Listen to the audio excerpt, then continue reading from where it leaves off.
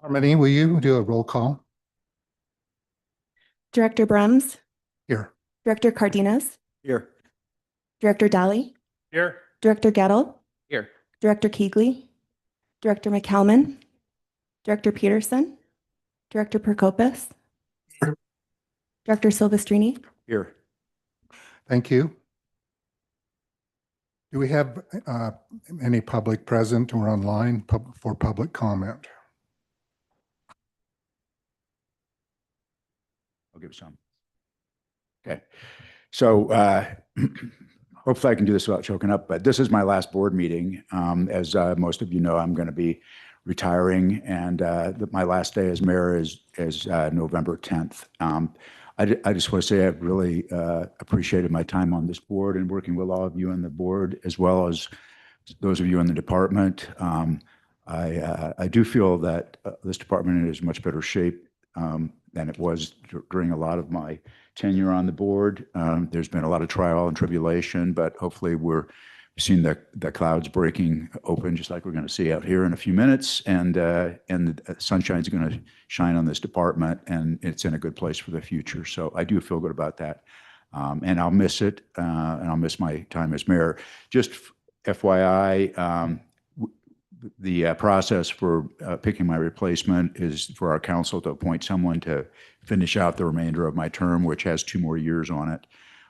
We've had the filing period closed Tuesday at 5, and we've had 5 super qualified applicants apply, and our council will interview them on November 3rd and appoint somebody, and then that person will take office on November 10th. So, and I know that from the people that applied that the new mayor of Mill Creek would do a good job, and will, you know, I don't know who's going to be appointed to serve in this seat, but it may well be the mayor, and if it is, then I know that he or she will do a good job. So, may I say something?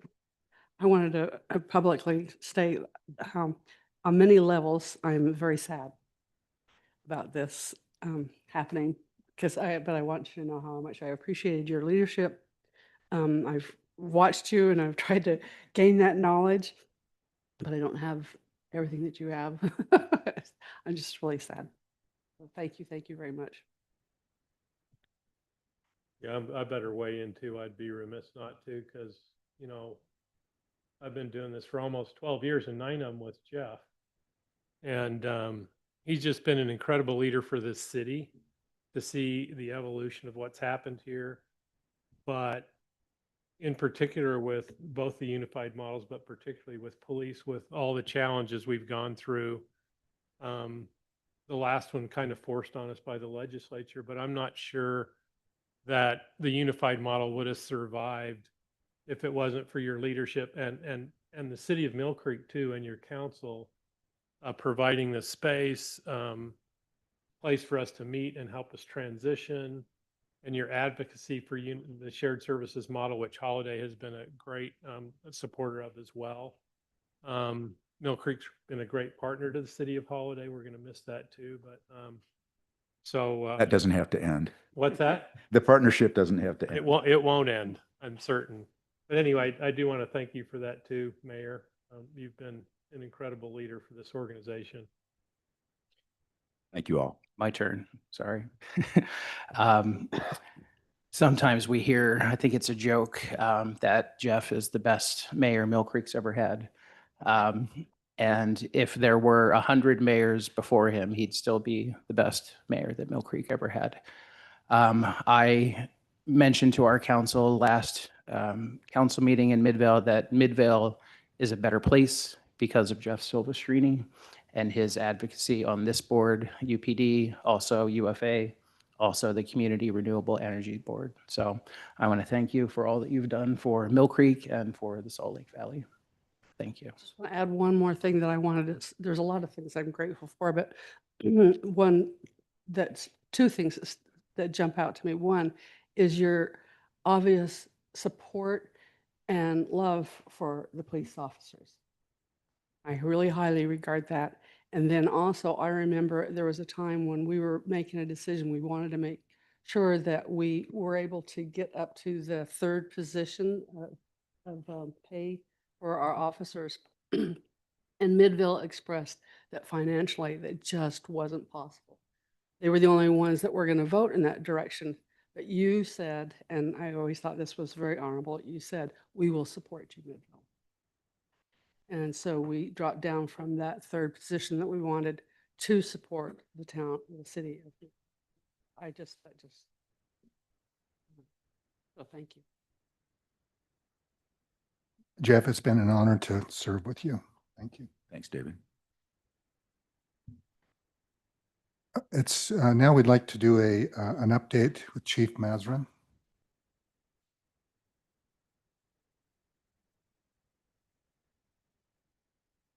Thank you, Mr. Chair. I also agree. I've expressed my feelings to you and you will be missed. I apologize for my casual dress. I am leaving directly from this meeting to the airport for a Chiefs conference. So while I'm gone, Chief Hoyle, and if he's unavailable, Chief Olson will be there for your every need, whatever may arise, including obviously your own chiefs. So I'll be back next Wednesday. Couple quick items, an update on the settlement with Salt Lake County that you all voted on last time. That went through well. The mayor's office signed the agreement, everybody signed. And then our esteemed attorney delivered the check to them to finalize that settlement last week. And that is now completed in its entirety. So really grateful to have that over with and moving forward from that. The next thing is the Halloween party. I can't believe we started talking about this a couple months ago, but it is next. It's a week from tomorrow. I don't know how that happened, but it's already here. As always, as our esteemed board members, you're invited to that. It'll be over at the Holiday Precinct. And the hours again, I think it's in your packet, but the hours are 2 o'clock to 6 o'clock. So please join us if you so desire. And that's for all of our employees, plus their families and the kids. And it's a really nice event. Our employees get really excited about it every year. It's great for our morale. So we're looking forward to that. We had a good swearing in. Was it 2 weeks ago? Sworn in a bunch of new officers. Like I've told you before, our recruitment is going very, very well. We are currently down, I'm proud to say this, but down 2 positions, correct? 2 actual empty allocations. Other than that, we're filled up. Now, the other side of that coin is because our time machine broke, we can't get people through the training pipeline fast enough. I wish there was some way that we could just magically transport everybody to a year in the future, but that's what the delay is getting people properly trained and prepared to go out and work in the field. So that takes time, but what I'm really proud to say is we don't have a recruiting problem. I know other departments do, but we have people that keep coming and knocking on the door. And that's been a real blessing for this department to not have to grapple with that problem. So that's going really well right now. One other thing I wanted to bring up, I received an email yesterday from a company called Versaterm. Versaterm is our records company. They play a crucial role in our operation because that's how we do our, our computer-aided dispatching, our report writing, our documentation.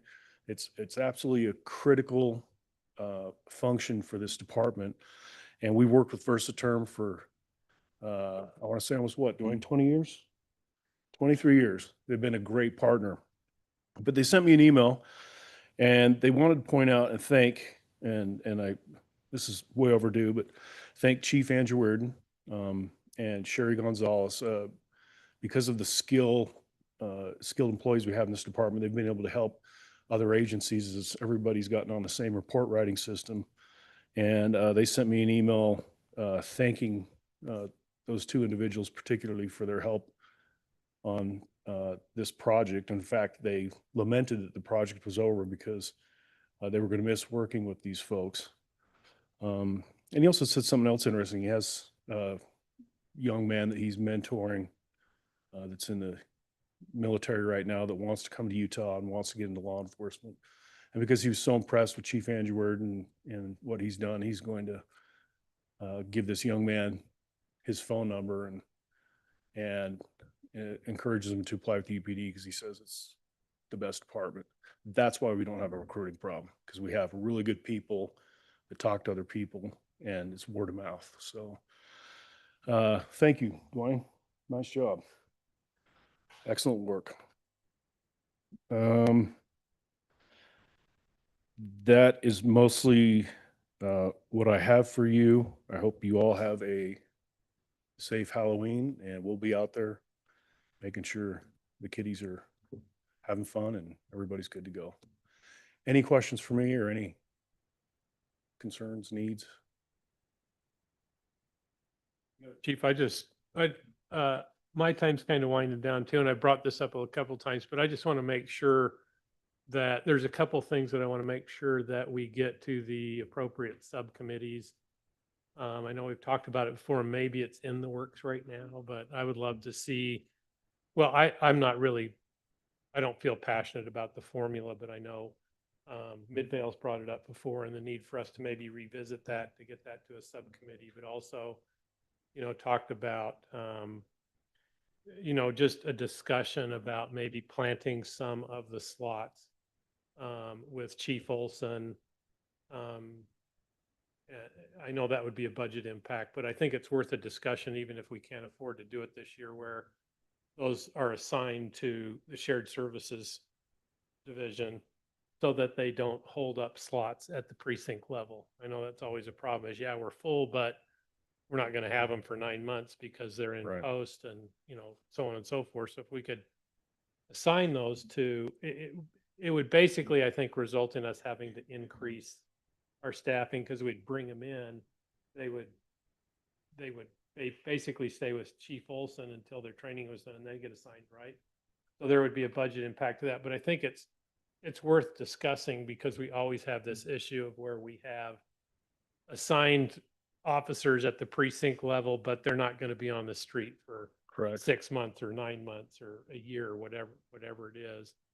And then just the other one was, I think we talked about, post and delays at post. Would we ever have an opportunity to maybe do our own training or partner with somebody else to do training so we don't get held up because there's not a slot available? So those were just a couple of things I'm hoping we can get to a subcommittee and bring up, at least as a discussion item, as the board in January starts to move through the budgeting process. Okay. Thank you. Yeah, we've looked at those in the past, but we'll continue to look at that, and maybe you and I can sit down and map some things out in terms of those. Yeah, if we had those training positions, that would, depending on the circumstance, very much potentially cut down the training pipeline gap that we're dealing with. But I think it's not an all or nothing. Maybe an option would be to say, look, this is a policy change we're going to take a look at, and maybe it's phased in over a 5-year period where we say we're going to have wholeness. I'm not going to say it. Anyway. I probably could say it now. You can Yeah, you say could. anything you want, right? Yeah. But maybe if it's 6 slots, you phase, and we're going to do 1 a year for 5 or 6 years or whatever. Sure. But anyway, I think it's worth talking about because I think it would be a big deal if we could. It would really help the precincts, I think, to be more fully staffed than they are on paper. Agreed. No, thank you for those suggestions. We'll definitely take a look at those. But I want to also express my appreciation, like I said, to Mayor Silvestrini, but to our entire board. Next month, we're going to plan on recognizing our outgoing board members that will be leaving. And so that will be on your agenda for next month.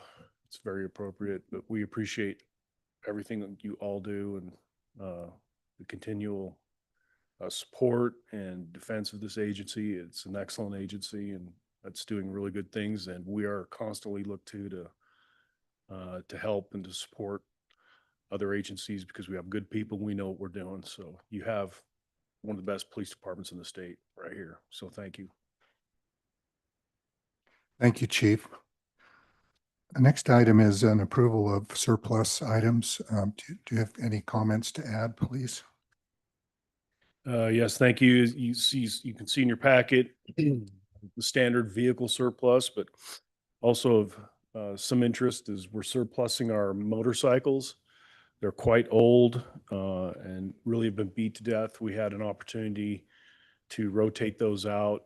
We follow a little bit of a different model with those than we do with our normal vehicle rotation, but it was definitely time to rotate those out. Our motor unit that does a lot of great things and is very good for public relations and community events, and traffic enforcement is their bread and butter. But it was time to get new motorcycles, and we are also getting them new helmets, which are actually safer than the ones. They're going to be the full face to cover your face with the flip up so that their face isn't exposed if they have an accident. So So what do you say, Alan and Rob, Carolyn, me? Should we buy these and ride together? I think you should.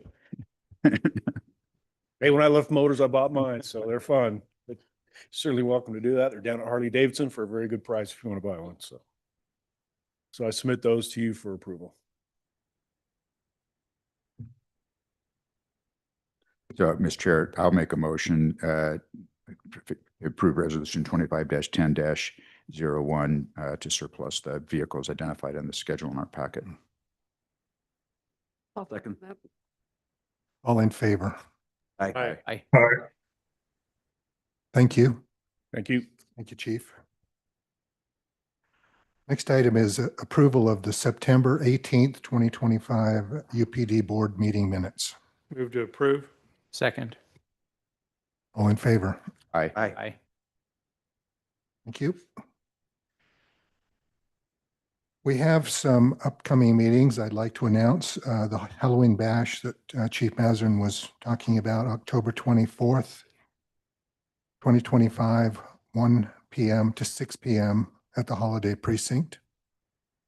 Citizens Academy graduation, Wednesday, November 12th, 2025, 6 p.m., UPD Logistics Building. The next UPD board meeting in this room, November 20th, 2025, 9 a.m. Thank you. Is there a need to go into closed session today? We have a motion, please. What's the reason, Barry? UPD has a matter that it would like to discuss with the board that doesn't fit perfectly into the Closed Meetings Act. It is to discuss the terms of a potential contract, but if it is publicly announced at this time, it is likely that the most favorable terms may not be available to UPD. So it is something that will require disclosure in a closed session protected by attorney-client privilege at this time. And therefore, for that reason, we would ask to go into a closed session. The Utah Supreme Court has repeatedly said that governmental entities are entitled to confidential communications from attorneys. The only way to do that is in a closed session or it's no longer confidential. So for that reason, I would ask for a vote to go into a closed session, and I believe it is legally appropriate under those circumstances to do it. Mr. Chair, I will make a motion that the board go into closed session to be able to consult with its attorney regarding a privileged matter. And I think it may actually still be within the parameters of acquisition of property. So I'll make the motion also pursuant to 52-4-204 and 205 Utah Code. I'll second that. Thank you. Is there any discussion on that motion? All in favor? I think we I had think we need a roll call. Oh, Yeah. thank you. Director Brems, Yes. Director Cardenas, Yes. Director Daly, Yes. Director Gettle, Yes. Director Keegley, Yes. Director McKelman, Director Peterson, Director Prokopis, Yes. Director Silvestrini, yes. We are in closed session.